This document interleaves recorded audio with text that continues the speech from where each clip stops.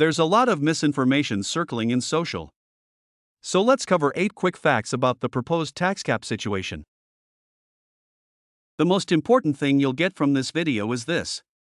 Anyone that tells you candidates or voters want a 30% tax increase is misleading you. Here are the facts. A small group of residents submitted a petition warrant article that, if adopted by the voters, would impose a 2.5% tax cap on both our town and school budgets. If that cap had been in effect this year, it would have resulted in over $1 million in cuts to our school staff, programming, and supplies.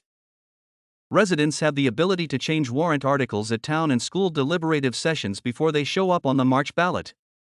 But the only thing that could be changed about this article was the percentage amount. Residents were concerned about the negative impact of these proposed tax caps.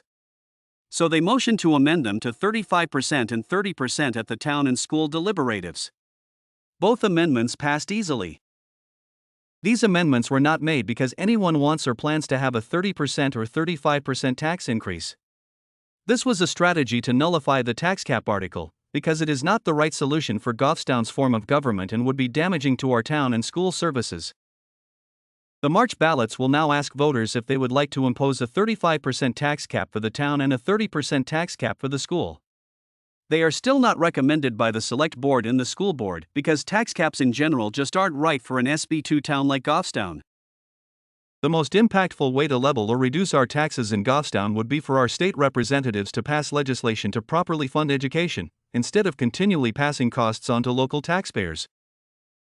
It's also important to elect smart town and school officials that understand Goffstown's priorities and plan for long-term, cost-saving strategies instead of short-term cuts that hurt us down the road. So remember, anyone that tells you Goffstown candidates or voters want a 30% or 35% tax increase is misleading you.